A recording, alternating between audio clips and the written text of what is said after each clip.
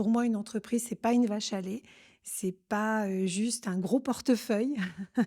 C'est d'abord des hommes et des femmes qui la construisent, qui la font vivre, parce que sans ça, ça n'existe pas une entreprise. Mais c'est ça entreprendre. Je veux dire, si vous n'êtes pas dans l'action, comment voulez-vous entreprendre? Moi, j'avais pas tellement peur en tant que femme, parce que ce qu'on m'a fait comprendre en tant que femme politique était tellement plus violent qu'on ne pouvait pas me faire pire en entrepreneuriat. Le bénévolat que je fais depuis 25 ans, pour moi, il y a jamais eu de valeur, financière de ça. Je pense que j'ai jamais, cherché à le valoriser d'une façon ou d'une autre. Je le valorise en valeur humaine, ça c'est plus important pour moi en termes de critères, mais alors l'argent, on en a besoin, on en a tous besoin. Alors ça aussi, c'est peut-être quelque chose qu'il faut lever comme tabou, hein. Non, tous les entrepreneurs ne sont pas riches.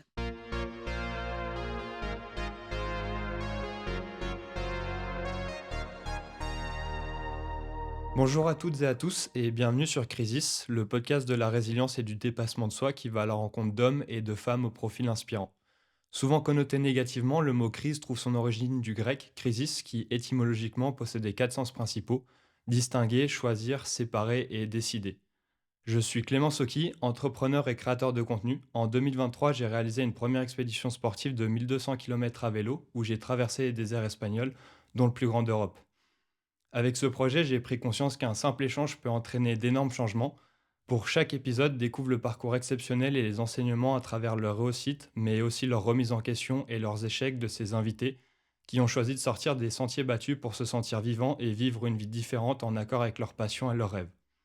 Ces récits sont une source d'inspiration pour te rappeler qu'il est possible de suivre ses rêves et de mener la vie que tu désires. Et aujourd'hui, pour ce premier épisode, on se retrouve avec Christine Urbès, que j'ai rencontrée lors d'un événement entrepreneurial à Metz. Après plusieurs années à accompagner les créateurs et les dirigeants d'entreprise en tant que salariée d'une association régionale, elle a choisi de créer sa propre méthode d'accompagnement en devenant actrice de sa propre entreprise. Bonjour Christine, comment vous allez? Bonjour Clément, très bien, merci. Alors, ça a été un peu difficile sur la route, surtout avec les agriculteurs en ce moment. Donc, on fait l'épisode un peu en retard, mais j'espère que ça vous pose pas de soucis personnels de votre côté. Non, très bien, j'avais réservé la matinée pour vous, donc il y a pas de souci. Parfait. Alors, pour commencer, justement, je voulais, que les auditeurs vous comprennent un peu mieux et sachent, qui vous êtes. Donc si vous pouvez commencer par, vous présenter en nous expliquant d'où vous venez, votre parcours scolaire et ce que vous faites, actuellement ou ce que vous avez fait, précédemment, vu que vous avez, eu, 1000 vies de ce que j'ai cru comprendre. Quelques vies en une vie, oui. Alors moi, je suis issue d'une école de commerce et de gestion d'entreprise. C'est un parcours que j'ai vraiment choisi parce que l'entreprise m'a toujours attirée. J'avais envie de comprendre comment ça fonctionnait, comment on créait, comment on développait une entreprise. Et donc, à l'issue de mon école de commerce, j'ai travaillé dans l'entreprise où j'avais fait mon dernier stage. Ils m'ont gardée pour développer, le service export. À l'époque, voilà, c'était dans le bâtiment, c'était des choses, assez intéressantes, mais finalement, au bout de quelques mois d'activité, on m'a refilé tout le service commercial. Donc ça, c'était, la surprise, c'était pas vraiment prévu de me retrouver avec tout sur les bras. Et quelques mois après ça, mon directeur d'école est venu me rechercher en disant: «Christine, il y a un super poste pour vous, en Alsace. Il y a un chef d'entreprise qui a vraiment besoin de vous». J'ai commencé à discuter avec le chef d'entreprise et puis le poste qu'il me proposait était pas, 100 pour moi et j'avais vraiment envie de faire des choix. Je suis quelqu'un d'assez entier et je fais des choix entiers. Et donc, je lui ai dit non. Je lui ai dit: «Non, je veux pas le poste». Et 6 mois après, il est revenu me chercher en disant: «Si, si, si, il faut que vous veniez, j'adapte tout ce que vous voulez» et vous venez. Et je suis restée 17 ans dans cette entreprise en Alsace où j'ai beaucoup développé. On a démarré, donc on était 7 avec moi et je suis partie, on était 20. Et je suis partie parce que, non pas parce que j'aimais plus l'entreprise, c'est une entreprise pour laquelle j'ai énormément donné, mais j'étais plus d'accord avec, son mode de gestion. J'étais plus d'accord avec la transmission qui allait être faite. Pour moi, une entreprise, c'est pas une vache à lait, c'est pas, juste un gros portefeuille. C'est d'abord des hommes et des femmes qui la construisent, qui la font vivre, parce que sans ça, ça n'existe pas une entreprise. Et quand je suis partie 6 mois après, elle a été liquidée. Voilà. Donc, je j'aurais pas aimé ça, franchement, j'avais pas envie de ça, mais c'est ce que je voyais venir à grands pas malheureusement, mais personne n'écoutait, mes cris, mes demandes, mes alertes. Et voilà, une entreprise, ça reste fragile malgré un grand nombre d'activités, un grand nombre d'années d'activités, ça reste tout autant fragile. D'accord et du coup, cette entreprise, elle était dans quel domaine C'était justement? du meuble, on faisait du meuble pour les collectivités en principal. On livrait partout en France. Voilà, on a même travaillé avec l'Allemagne à un moment donné. Et c'était vraiment un chouette développement, c'était vraiment sympa. Voilà. D'accord et du coup, après cette, enfin, avoir quitté, cette entreprise avant justement cette mise en faillite, comment vous avez rebondi et enchaîné sur la suite? Alors en fait, j'écoute beaucoup mon intuition. C'est quelque chose d'assez étrange chez moi et je regardais les offres d'emploi et parce que j'étais dans cette phase où je me disais: «Il va falloir changer. T'as pas le choix, va falloir changer. T'es plus en accord avec tes valeurs dans cette boîte, il va falloir changer». Et je regardais les annonces d'emploi et je suis tombée sur une annonce de conseil. Au démarrage, je m'étais pas dit: «Tiens, tu vas faire du conseil», hein. Je veux dire, je tombe sur cette annonce-là. J'appelle une amie, qui travaillait à Pôle emploi et à l'époque, c'était peut-être même pas encore le nom Pôle emploi, c'était peut-être encore un autre nom et elle me dit: «Oh là, Christine, il y a déjà eu 37 candidats sur cette offre, oublie, c'est pas pour toi». Je dis: «Bah si, moi je vais répondre». Je réponds, j'envoie le courrier, qui n'était plus à la bonne adresse d'ailleurs, mais quelqu'un a ramené le courrier à la bonne adresse, comme quoi des fois il faut écouter son intuition et j'ai eu le poste. Voilà, j'ai eu le poste, alors c'est les hasards, de cette, voilà, de ce cheminement intuitif et j'ai donc beaucoup appris en conseil, ça m'a beaucoup intéressée. Je pense que là, j'ai vraiment, compris la matière création. C'est-à-dire, c'est quoi cette étincelle de création d'entreprise? C'est quoi qui fait qu'une personne va passer à la création d'entreprise? Alors chaque personne vient avec, une raison différente. La raison, ça peut être, j'ai plus de travail, je trouve pas de travail, mais je sens qu'il faut que je crée mon propre emploi.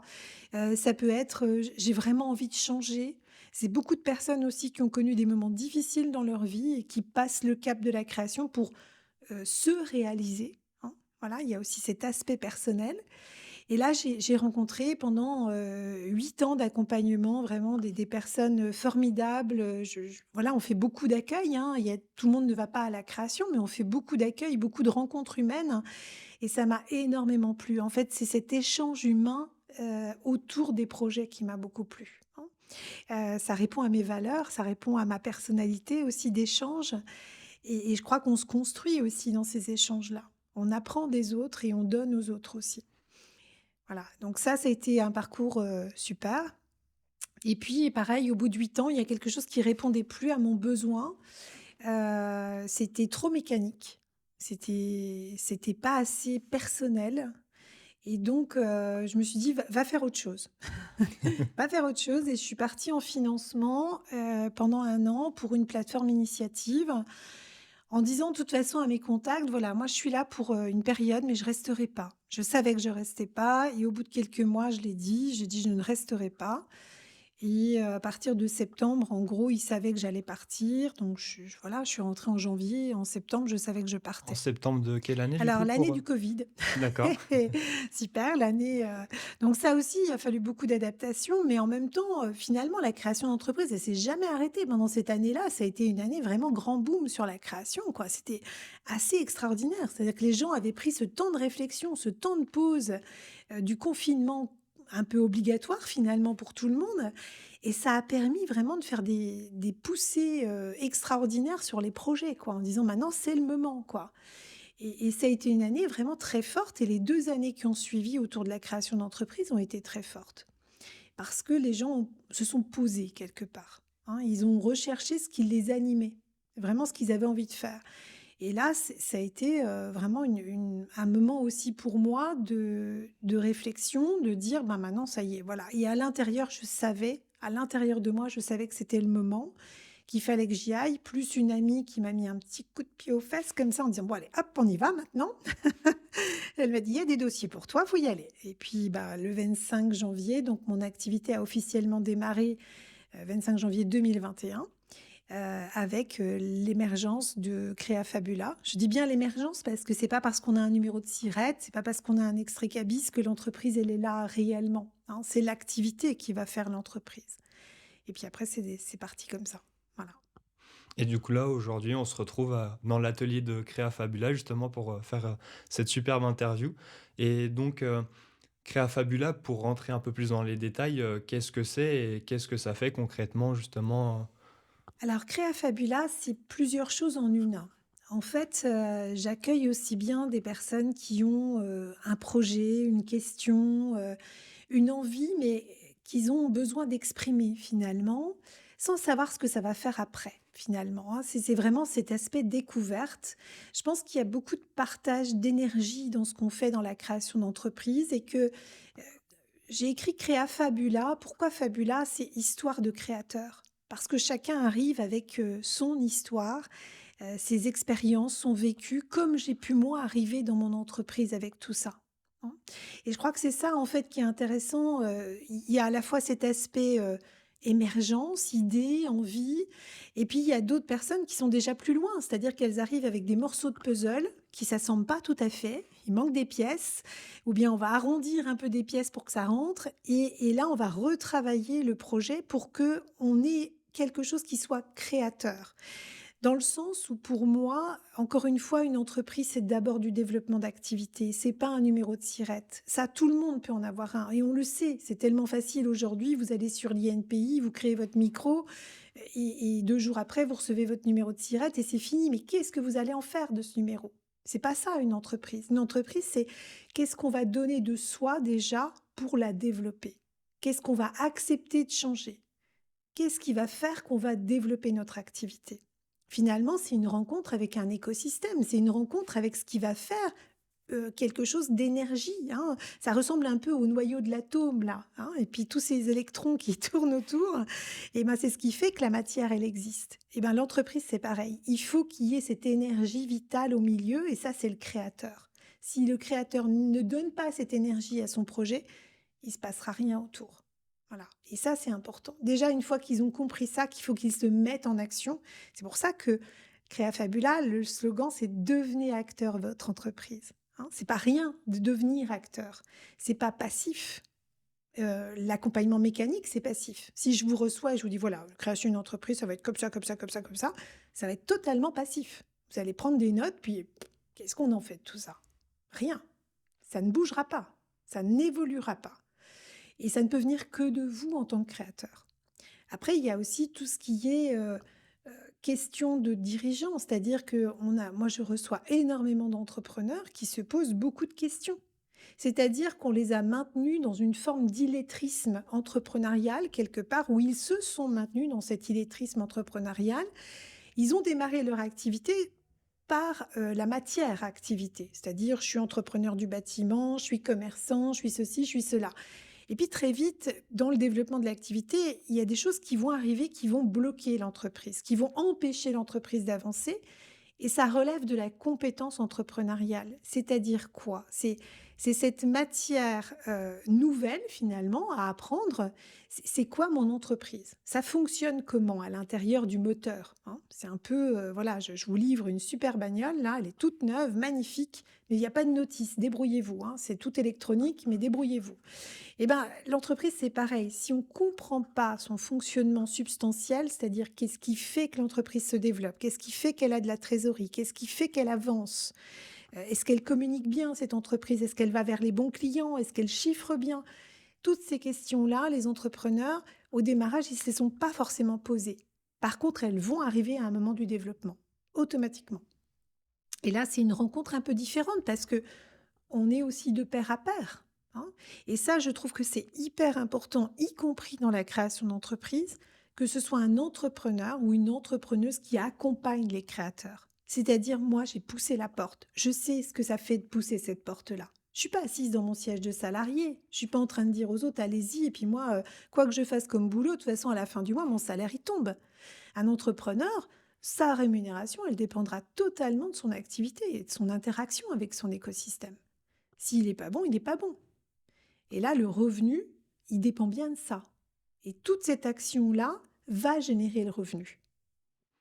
Justement, il y a un point important, sur lequel j'aimerais revenir, à la différence des autres, accompagnements qu'on peut retrouver où justement les personnes sont en C enfin, les personnes qui nous accompagnent sont en CDI. Le fait d'avoir une entrepreneuse en face de nous qui est déjà passée par ces étapes et c'est hyper intéressant et on se sent un peu plus compris et avec une personne, «de même niveau» entre guillemets et justement j'aimerais revenir un peu sur, le passage, comme vous avez dit, de pousser la porte, justement parler un peu de l'époque où, bah, vous avez franchi le pas et vous êtes rentré dans la cascade administrative et Ouais. entrepreneuriale du projet. Alors, il y a eu des étapes, évidemment. Alors j'ai eu la chance de démarrer avec un premier contrat qui était, engagé, juste avant, hein, donc juste avant la création, donc je savais que j'avais déjà un peu de fonds de roulement qui m'attendaient. Alors j'ai injecté quand même de l'argent personnel, hein, mais quand on sait qu'on a un peu de fonds de roulement devant, on respire un peu mieux. Après, ce que j'avais prévu, c'est pas passé comme j'avais prévu, évidemment. Sinon ce serait trop facile. En fait, en créant mon entreprise, j'avais prévu de travailler avec d'autres entrepreneurs. Alors, il y en a avec qui j'ai vraiment travaillé et puis d'autres où ça s'est pas passé comme prévu. Alors, parce que finalement, quand on est entre entrepreneurs, chacun, si les intentions ne sont pas assez posées, hein, et c'est ce qui a manqué, et là, j'en ai beaucoup appris, quand on ne pose pas les intentions, finalement, chacun risque de tirer le tapis à soi sans faire attention à l'autre. Parce qu'on est entre entrepreneurs et que donc on entreprend et qu'on privilégie son entreprise et pas l'effet collectif. Et ça, c'est peut-être un peu mon tort. On reviendra sur l'associatif, hein, mais c'est peut-être un peu mon tort. Heu, Là, j'ai beaucoup appris, je me suis beaucoup questionnée, je me suis tournée vers un chef d'entreprise que je connaissais par le réseau et qui avait vécu aussi une histoire entrepreneuriale il avait planté sa première boîte, voilà. Et puis je savais qu'il avait fait un très beau parcours après et il m'a dit une chose importante qui m'est restée vraiment aujourd'hui, c'est mon ancrage. C'est vraiment mon ancrage et je l'en remercierai jamais assez. C'est: «Suis ton chemin». Voilà, et ne suis pas le chemin des autres, suis ton chemin. Et je vrai que quand on entreprend, à partir du moment où on accepte de suivre son chemin et d'arrêter de suivre un peu la courbe que les autres dessinent, à ce moment-là, on est seul pilote à bord, quoi, hein. J'ai pendant la première année, j'ai souvent fait des posts sur mon réseau social, en particulier Facebook, en mettant: «C'est quoi cette histoire entrepreneuriale finalement? Qu'est-ce que j'ai essuyé? Qu'est-ce qui s'est passé?» Et donc toute cette première année, ça a été tout le temps une année de remise en question. Alors: «Tu fais ça a fait ça. Pourquoi ça a fait ça?» Et c'est normal parce que, comme c'est une année de construction et de développement, alors ça s'est développé, mais pas tout de suite comme je voulais.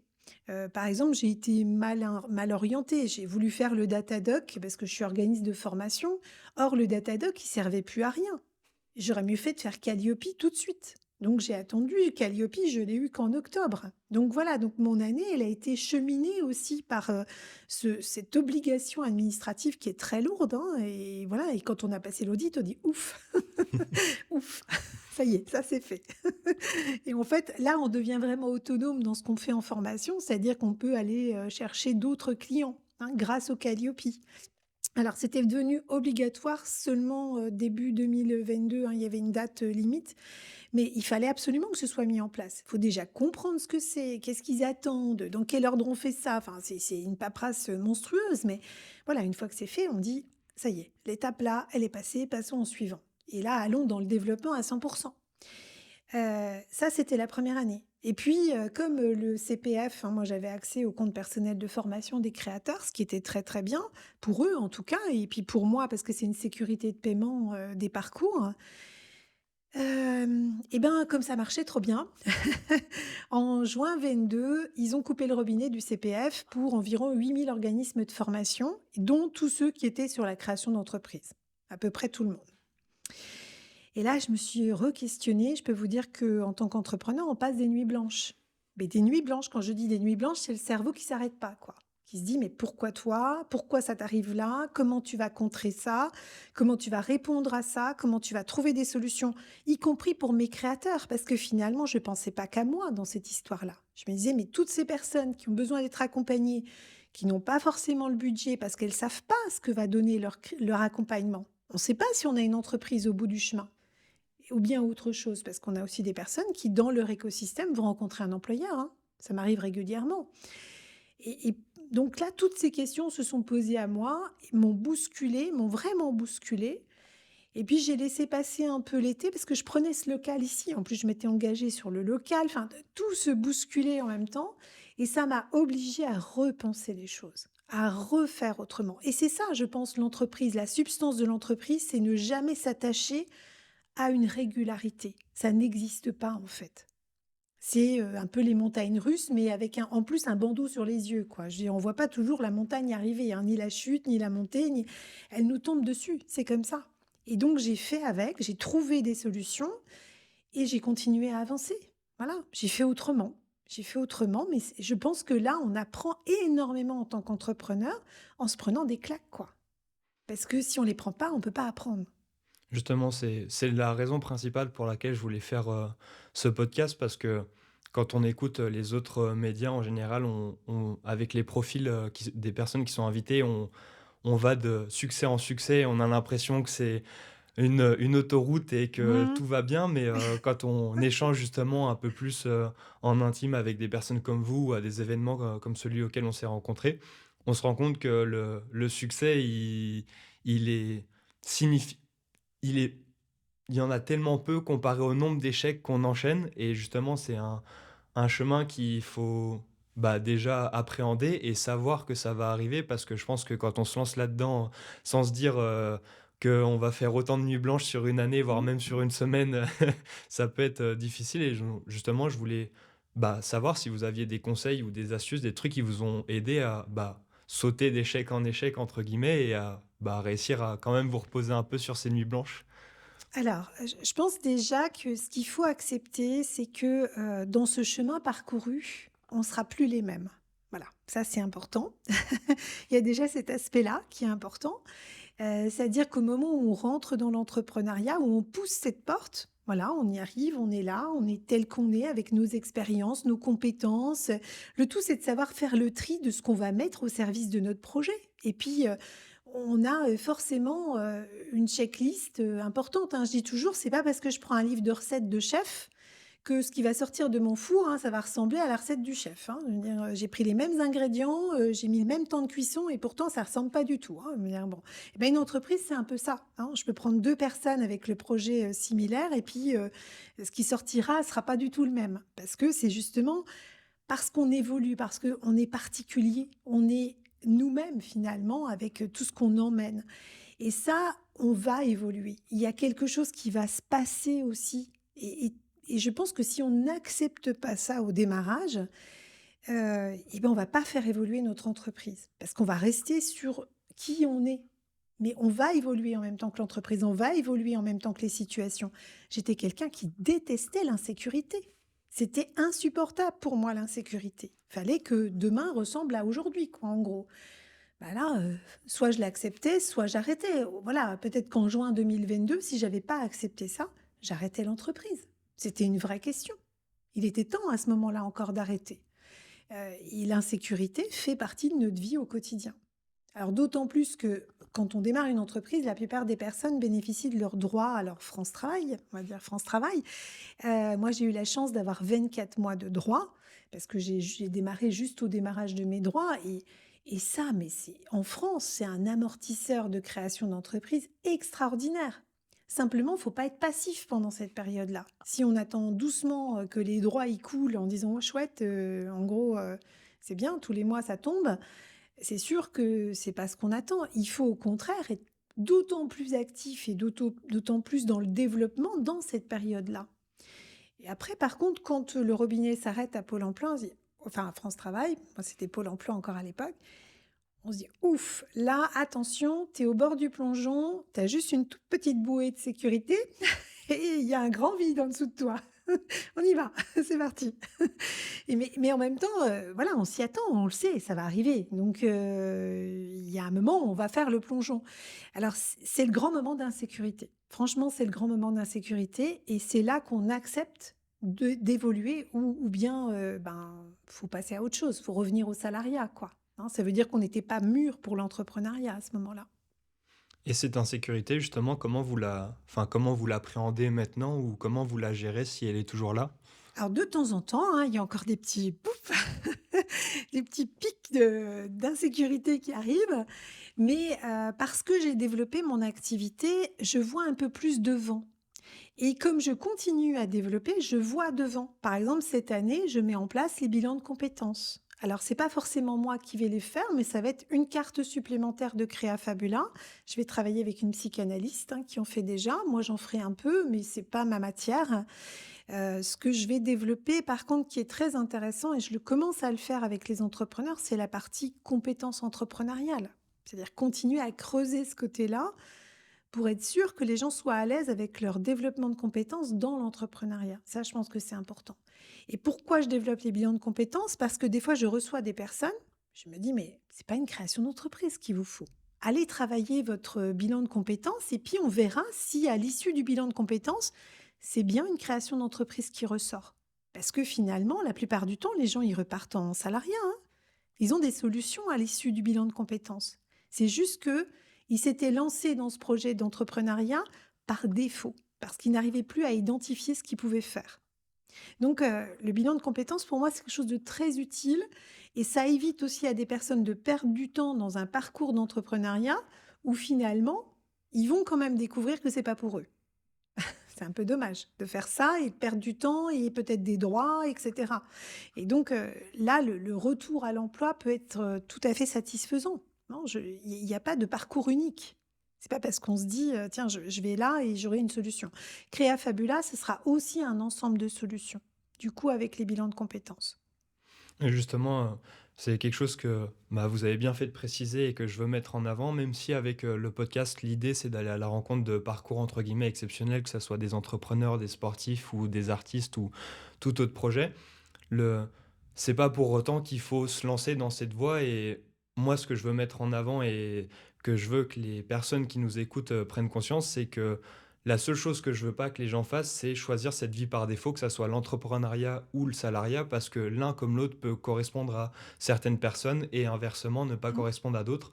Et c'est pour ça que, bah, je viens à votre rencontre et aux prochains invités aussi, pour montrer, bah, qu'il existe plusieurs voies et que c'est pas parce qu'une paraît celle de défaut qu'elle vous conviendra forcément et peut-être que, bah, typiquement Créa Fabula peut vous aider à trouver la vôtre pour, bah, soit créer une entreprise, soit en retourner dans le salariat, entre guillemets «classique» de d'un parcours professionnel.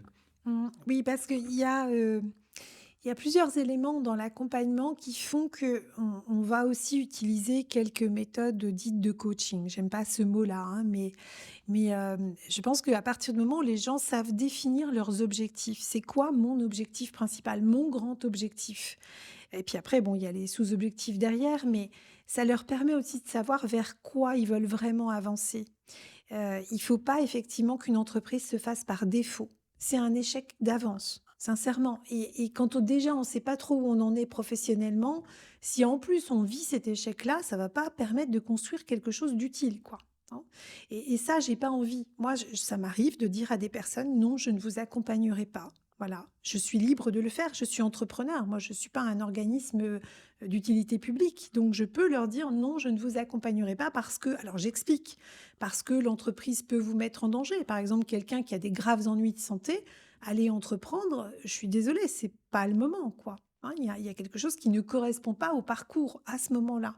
Je dis pas qu'une fois que les ennuis de santé iront mieux, il peut pas entreprendre, je dis que c'est pas le moment. Quelqu'un qui, voilà, où on sent que vraiment elle est fragile, elle est pas dans le bon tempo, elle est burn-out par exemple, hein. Je reçois beaucoup de personnes qui ont vécu des burn-out et qui sont encore un peu dans cette situation, ils en sont pas complètement sortis. La création d'entreprise, elle peut avoir 2 effets. Soit c'est le coup de boost et ça permet de sortir de la situation en se disant: «Ça y est, j'ai un projet et j'y vais et je remets de l'énergie dans ce projet-là, je retrouve de l'énergie». Soit c'est pire.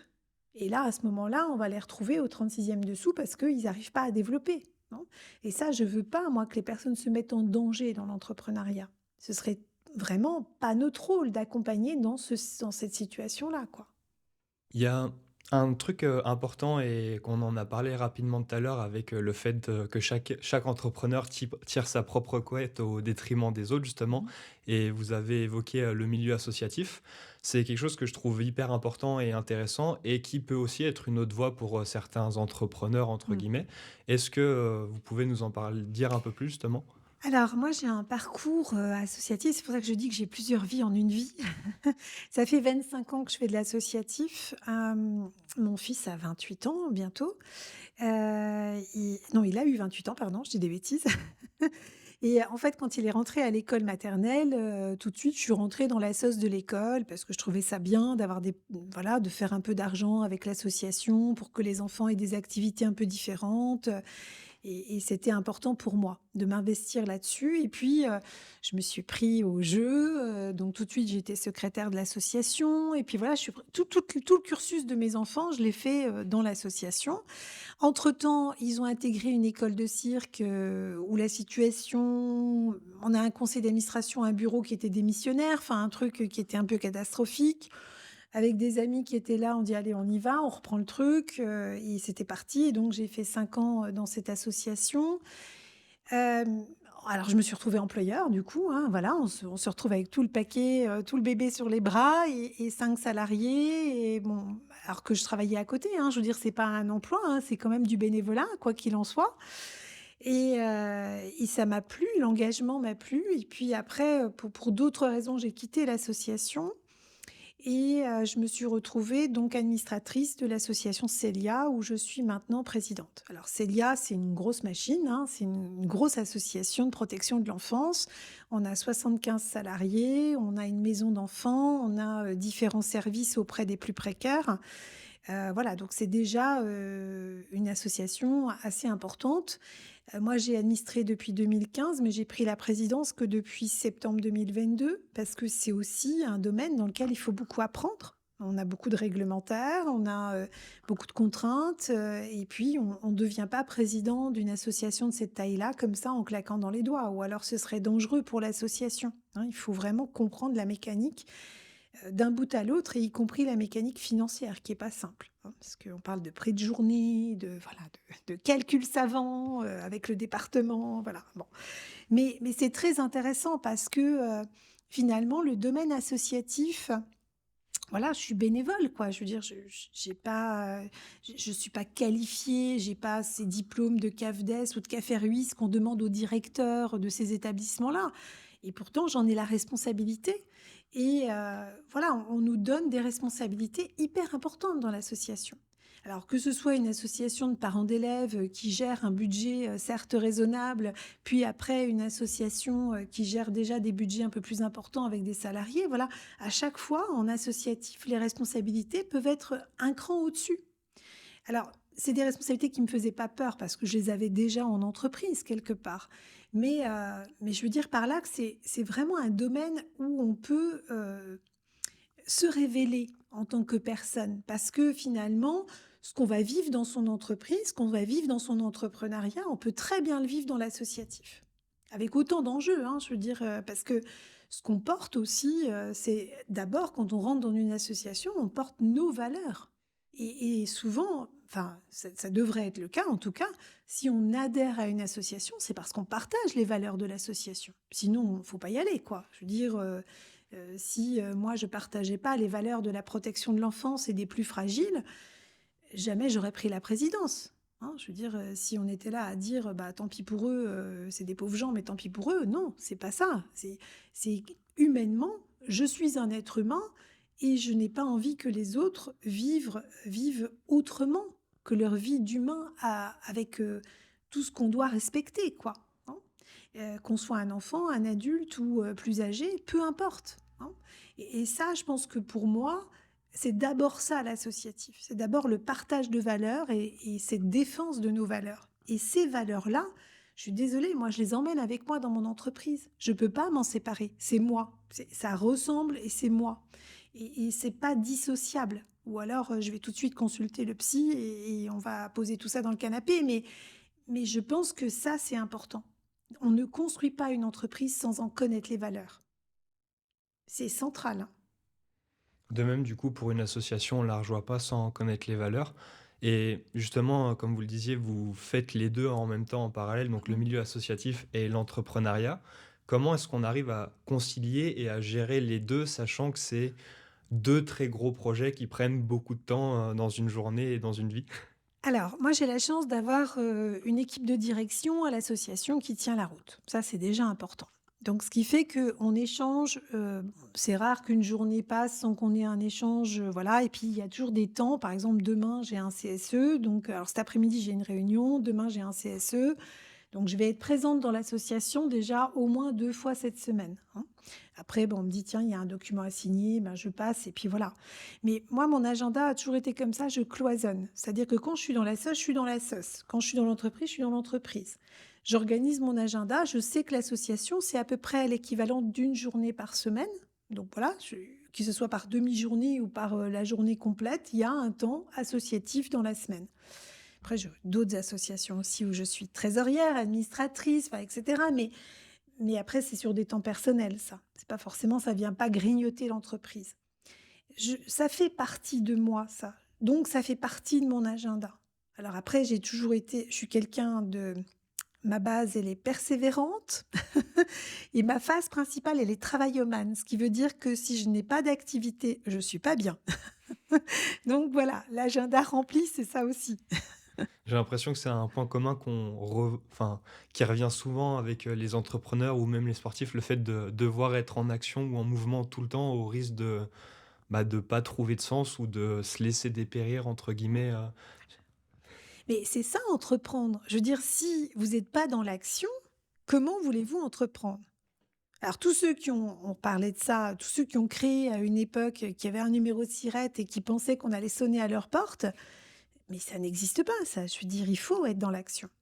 Et dans le projet, dans mes différentes activités associatives, quand j'ai créé Créa Fabula, je n'avais pas envisagé d'être seule. Ce n'est pas une question pour moi d'être seule dans l'entrepreneuriat. Donc, j'avais animé déjà un réseau de créateurs depuis 2014, qui était un réseau mixte et qui était vraiment un réseau d'apprentissage, de réseautage justement, hein. Permettre à des créateurs de se dire: «Réseauter, c'est utile, réseauter, ça ouvre des portes». Et donc en créant ma boîte, je me retrouvais finalement sans réseau. Il fallait que je recrée un réseau.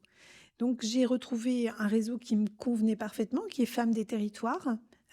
Alors aussi parce que, bah, je pense que le côté féminin, il est à défendre. C'est-à-dire qu'on sait qu'en France aujourd'hui, c'est toujours plus difficile pour une femme d'entreprendre qu'un homme, malheureusement, pour plein de raisons, hein. On entend encore des choses absolument abominables et que, donc il faut aussi que les femmes se défendent un peu plus dans ce domaine-là. Alors ça peut paraître féministe, ce qu'on veut, mais moi, c'est ce que je constate dans mes accompagnements. Ça reste quand même plus compliqué. Alors aussi par la nature des projets. Les femmes sont beaucoup plus dans ce qu'on appelle le care, hein, le soin des autres. Et donc forcément, ces projets-là nécessitent aussi plus d'énergie, plus d'environnement, hein. Cet écosystème doit être élargi. Mais elles ne s'autorisent pas les mêmes choses que les hommes. Elles sont plus prudentes, elles vont pas agir de la même façon. Elles ont aussi la charge mentale de la famille, de l'organisation. Et tout ça, on fait comme si ça ne devait pas exister. Je suis désolée, prenons en compte tous ces facteurs-là dans l'entrepreneuriat féminin, hein. Donc c'est aussi important. Et là, je pense que Créa Fabula et Femmes des Territoires sont intimement liés dans le sens où j'accueille des femmes, j'accompagne des femmes, mais il y a aussi des femmes où je leur dis simplement rejoignez Femmes des Territoires parce que c'est le besoin du moment, hein. C'est-à-dire qu'elles ont avancé dans leur projet, mais elles se retrouvent tellement seules, tellement bloquées que il faut ce cran collectif. Et là, on est entre femmes, donc on peut se dire des choses qu'on ne se dirait pas autrement, hein. Et ça peut permettre aussi d'amener des solutions collectives. Et du coup, est-ce que justement, pour rebondir sur ce que vous disiez, le fait d'être une femme ou principalement aussi votre parcours entrepreneurial, il y a eu des phases de doute ou des phases de on en a parlé un peu avant, mais oui, des moments où vous étiez en bas, enfin, avec les nuits blanches Mmh. comme on a pu le Mmh. citer. Mais est-ce que le fait d'être une femme aussi, ça a apporté une dose de challenge en plus, dans la réflexion du parcours et sur les doutes ou les réflexions que vous aviez avant de vous lancer ou pendant le chemin, on va dire? Alors, peut-être pas lié à mon activité. Je veux dire, alors, on l'a évoqué tous les 2, mais je vais en parler parce que j'ai pas peur d'en parler. J'ai eu un parcours politique. Mais au lieu de politique, j'aime pas trop ce mot, je parle plutôt d'engagement citoyen, hein, parce que je le voyais plus comme ça.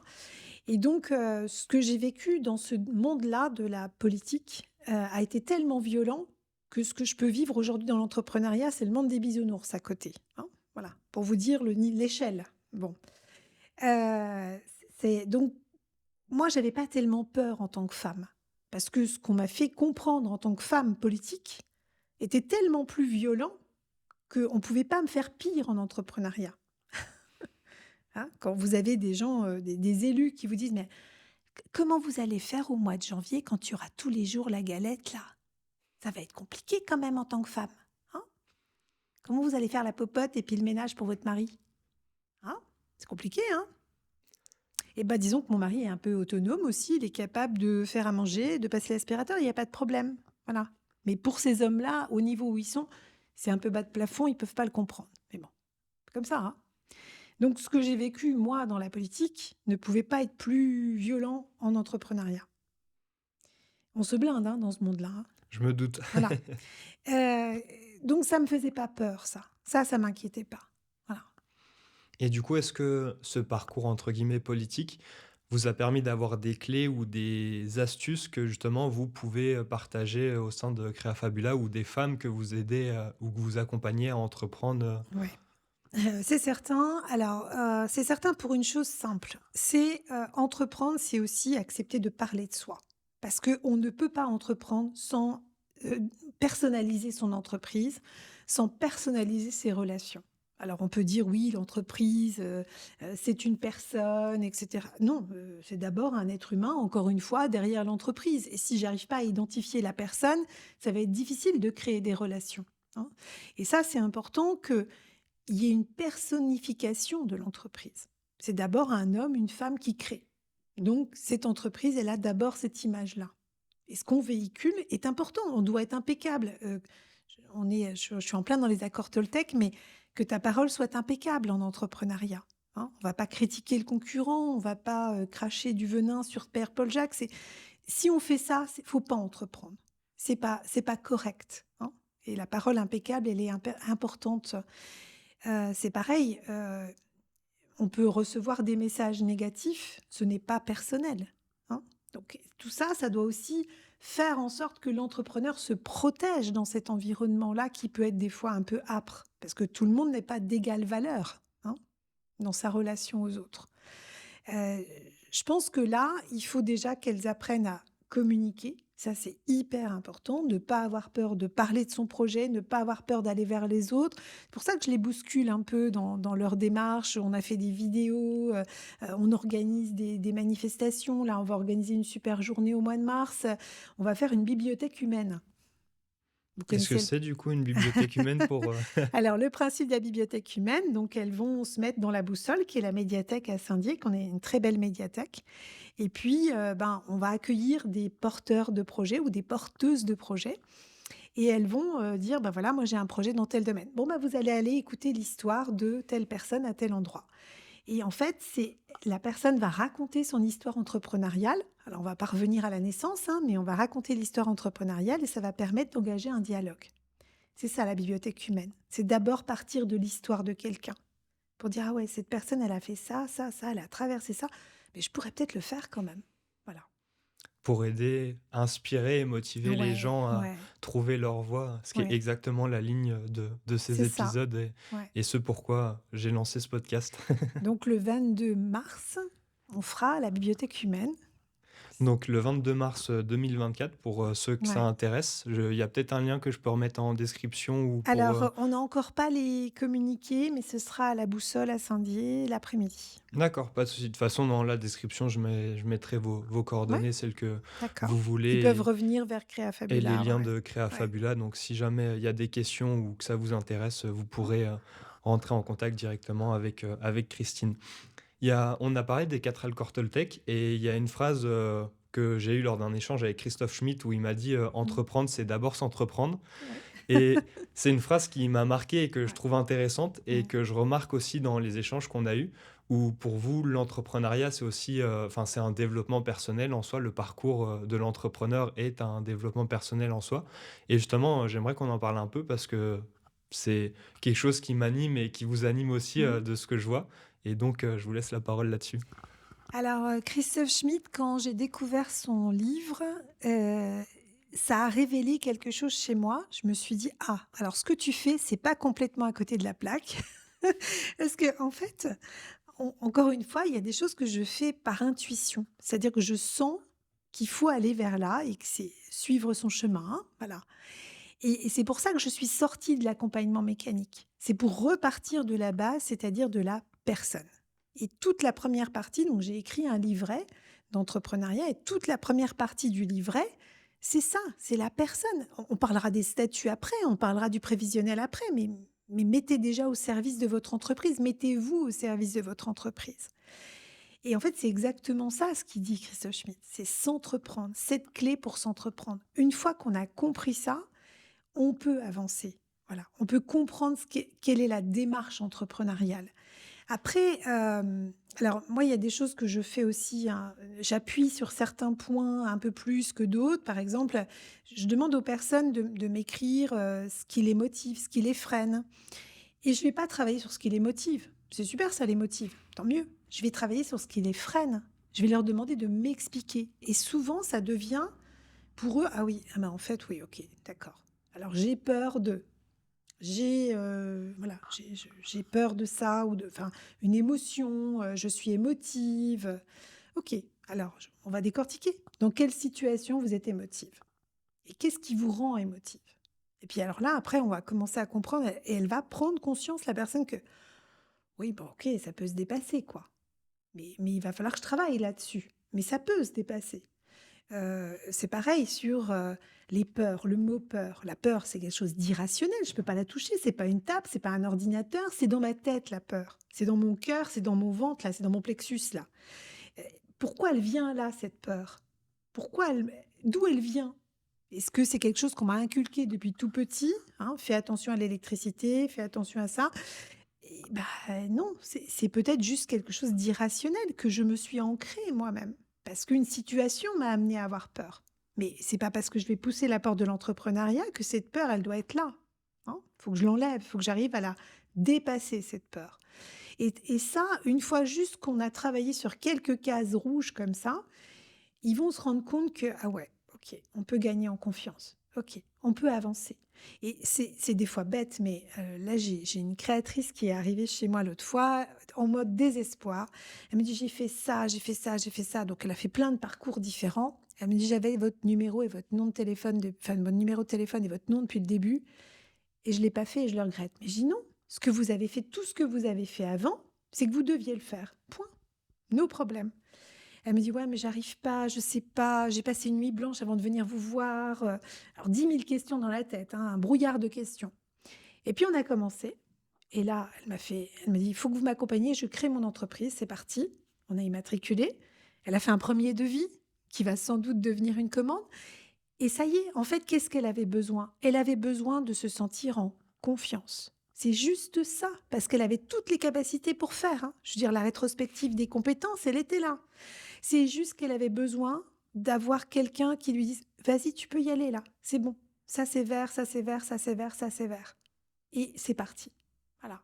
Et de temps en temps, il y a des petites cases rouges qui vont revenir parce que le mental est là, hein, voilà et ça nous refait des petits pincements de temps en temps mais en fait, à partir du moment où on gagne confiance et où on se sent en capacité de faire, eh ben, on avance. Voilà et je pense que c'est beaucoup de personnes ont besoin juste de ça, se sentir rassurées, se sentir accompagnées. Après ça avance. C'est j'ai l'impression que c'est dans tout projet, c'est souvent cette étape qui est la plus dure, le fait de d'oser se lancer et de faire la première marche et justement le fait de rentrer en confiance ou de voir qu'on peut gommer certaines peurs ou avec du travail, ça permet de mettre en confiance justement encore plus la personne et de se dire: «OK, bah, les prochaines, je pourrais encore les travailler ou les améliorer pour continuer» et justement, c'est un point que j'ai envie de mettre en avant, dans ces épisodes où, bah, montrer que parfois l'étape la plus dure, c'est juste de sauter le pas, comme ce qu'on disait tout à l'heure, Mmh. quand on se retrouve au bord du vide, avec une petite bouée de secours. Alors il y a aussi, alors moi je fais remplir ce livret au crayon de papier. Je fournis le crayon de papier, il y a pas d'excuse. Parce que en fait, ce qui est intéressant, c'est de revenir dessus. Quand on dit travailler ses peurs, travailler ses craintes, travailler ce qui nous freine, Bah, là, par exemple, j'ai une autre créatrice qui me dit: «Bon, bah, moi, là, je peux déjà changer ça, hein. Je peux déjà gommer». C'est-à-dire qu'elle s'est rendue compte qu'en quelques mois, voilà, ça fait 2 mois que je travaille avec elle, il y a déjà des choses qui ont évolué. Il y a déjà des choses qui ont changé en elle et ça, c'est pas moi, c'est bien elle qui les a fait changer. Parce qu'elle gagne en confiance, parce qu'elle se sent en capacité d'agir et ça, c'est hyper important parce que, quelle que soit la nature du projet derrière, c'est pas lié au type d'entreprise. C'est vraiment lié à la personne et à ses freins, hein, et donc c'est des freins qu'elle s'est mis toute seule, qu'elle va enlever toute seule aussi. Et c'est la chose la plus importante justement à noter, c'est que la majorité des freins, on se les impose nous-mêmes, mais on est aussi la seule personne qui peut les débloquer Mmh. ou les dépasser, à force de travail et de persévérance et de résilience du coup. Mmh. Et en passant par aussi ces étapes qui peuvent être plus difficiles, hein. C'est aussi là que, je pense qu'il faut aussi savoir se poser mentalement, hein, et que, dans des moments comme ça, alors, on connaît tous, enfin on connaît tous, on connaît la courbe du deuil, hein, voilà, on a une situation d'échec par exemple, bon, ben, on va être un peu dans le déni à un moment donné, on va tomber au fond du trou et puis il faut remonter la pente et cette remontée de pente, elle se fait par la réflexion aussi, hein, elle n'est pas que dans l'action. C'est-à-dire qu'il faut aussi penser ce qu'on va faire et souvent les gens restent dans une action, ils restent bloqués dans une action sans pouvoir remonter la pente. Or, je leur dis, posez-vous, réfléchissez, prenez du temps et vous allez trouver des solutions. J'ai une question que j'ai notée que je voulais, vous poser, parce qu'on arrive doucement vers la fin de Mmh. l'épisode justement par rapport à ça et on l'a abordé un peu. C'était savoir, qu'est-ce qui vous rend heureuse aujourd'hui? Parce que j'ai l'impression qu'il y a beaucoup de choses et qu'il y a beaucoup de projets qui gravitent autour de votre personne, même si du coup, ils sont la représentation de vous avec l'entrepreneuriat et le milieu associatif aussi. Mais le fait d'aider ces gens, d'accompagner, ces femmes à entreprendre, à casser certaines barrières, à se lancer, à tout ce qu'on a pu évoquer aujourd'hui, est-ce qu'il y a quelque chose qui vous rend particulièrement heureuse là-dedans? Ou est-ce que c'est quelque chose, qui a rien à voir avec tout ça, qui est en dehors de ce parcours, enfin de ces parcours même? Alors, ce qui me rend heureuse aujourd'hui, c'est de voir que tous les efforts que j'ai fournis pendant ces 3 années, parce que voilà, hein, on lance la fusée, donc il y a une énergie de fou à mettre, hein, ça porte ses fruits. Ça, c'est important déjà pour moi. Mais là où je resterai toujours vigilante, c'est que ça réponde à mes valeurs. Ça ne doit pas sortir de mes valeurs. Parce que je sais, je me connais, le jour où ça sortira des valeurs, je ne pourrai plus agir. Voilà. Et ça, c'est important. Donc, on peut se sentir heureux dans ce qu'on fait, hein. Voilà, aujourd'hui, je ne peux pas me plaindre, hein. Voilà, j'ai une entreprise qui se développe, j'ai de l'associatif qui me convient, mais de temps en temps, je sens aussi une pression qui dit, «Fais attention à toi, aide-toi dans ce sens-là ou ne te laisse pas non plus submerger par tout ce que tu fais», hein, parce que j'ai un peu de mal aussi à dire non. Mais en même temps, voilà, je reste vigilante sur est-ce que ça répond à mes valeurs, à mes besoins humains, hein? Voilà. Et ces valeurs, est-ce que je suppose que c'est en fonction du parcours et de l'évolution justement qui sont affirmées ou qui ont été modifiées ou changées. Mais, à la base, est-ce qu'il y a des outils ou des choses que vous avez mises en place pour vous permettre de les trouver ces valeurs ou de réussir à être aligné avec elles, au début de votre parcours? Ouais, alors, ce que je me suis fait, moi, la première année, hein, comme je disais tout à l'heure, c'est vraiment, un journal de bord, quelque part, de des étapes. On peut pas avancer sans objectif, ça, c'est clair. Mais si on mesure pas où on en est par rapport à nos objectifs, on peut plus avancer non plus. Donc, OK, je peux me mettre des supers objectifs, mais si je sais pas si j'ai atteint à peu près l'objectif ou pas du tout. Donc c'est ça le journal de bord d'un entrepreneur. C'est ça aussi, c'est de se dire où j'en suis par rapport à ce que je voulais. Est-ce que ça ressemble à ce que je voulais? Un petit peu, pas du tout, beaucoup. Et ça, il y a que nous qui pouvons le mesurer. Donc de temps en temps, bah, oui, il y a une réponse assez franche, puis de temps en temps, il y a des doutes, voilà. Et là, par exemple, j'ai eu un mois de janvier hyper chargé, ben, de temps en temps, ça peut, pousser un peu des doutes comme ça, en se disant, «Tout ce que tu fais là, est-ce que ça répond encore? Est-ce que tu voulais te retrouver comme ça submergé dans l'activité ou bien, est-ce que tu voulais aussi respirer?» Hein? Alors j'avais envie de respirer un peu quand même, donc il faut celle-là, il y a que moi qui peux faire attention à ça, à dire: «Arrête de charger ton agenda, fais attention à ta famille, fais attention à toi», hein. Et ces phases de doute, du coup, comment on s'en rend compte et comment bah, on on les «dépasse» entre guillemets? Est-ce que c'est avec ce journal de bord ou est-ce que c'est plus Il personnel, ça Ouais, vient au c'est fond de c'est soi? plus personnel, je pense que c'est vraiment au fond de soi.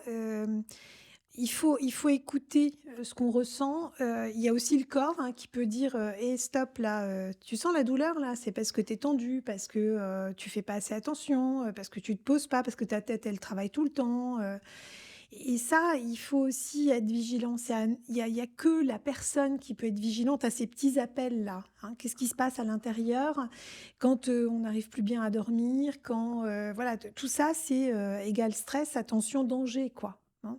Et je pense qu'on ne doit pas entreprendre pour se mettre plus mal que quand on était salarié, hein. Faut aussi faire attention à ça, hein. D'accord. Je note tout ça et j'espère que ça aide, toutes les personnes qui nous écoutent.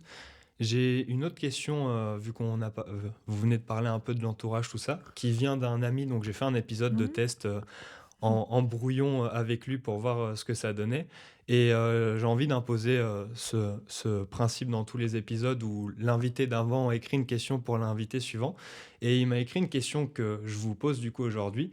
Si l'argent n'avait aucune importance, que ferais-tu de tes journées? De qui serais-tu entouré et pourquoi?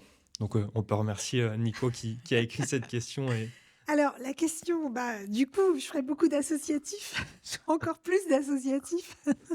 Je passerai ma vie dans les assos. Ouais, je pense que chez moi alors, le bénévolat que je fais depuis 25 ans, pour moi, il y a jamais eu de valeur, financière de ça. Je pense que j'ai jamais, cherché à le valoriser d'une façon ou d'une autre.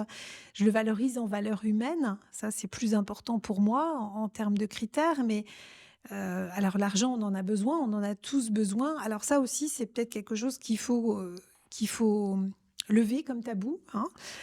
Non, tous les entrepreneurs ne sont pas riches. Moi, je suis quelqu'un de modeste, j'ai pas besoin d'une grosse bagnole, j'ai pas besoin que ça claque. Ce que j'ai besoin, c'est de me sentir heureuse, c'est de passer aussi des moments en famille, de pouvoir, un petit peu voyager de temps en temps parce que, bah, mes enfants sont plus grands et que j'en ai un qui vit à Dubaï, donc il faut quand même que je puisse aller le voir de temps en temps. Mais j'ai pas forcément un gros besoin à titre personnel, hein. Je veux dire, et ça a toujours été aussi dans mes valeurs. Je veux dire, j'ai pas besoin que ça claque, quoi. Voilà. Alors après, l'argent, il fait partie de l'entreprise. Je pense qu'il faut lever aussi ce tabou-là et de parler d'argent, ça fait partie de l'entreprise. Ça fait partie de la façon dont on se valorise. Donc faut pas avoir peur d'en parler, tout simplement. Faut pas avoir peur de dire, ben, «Je vaux tant», voilà. Et c'est peut-être aussi ça le défaut de beaucoup d'entrepreneurs, hein, c'est de ne pas inclure ça dans, qui je suis, hein, et que si on se dévalorise, si on partage pas ça aussi, ben, on va casser la valeur de son activité.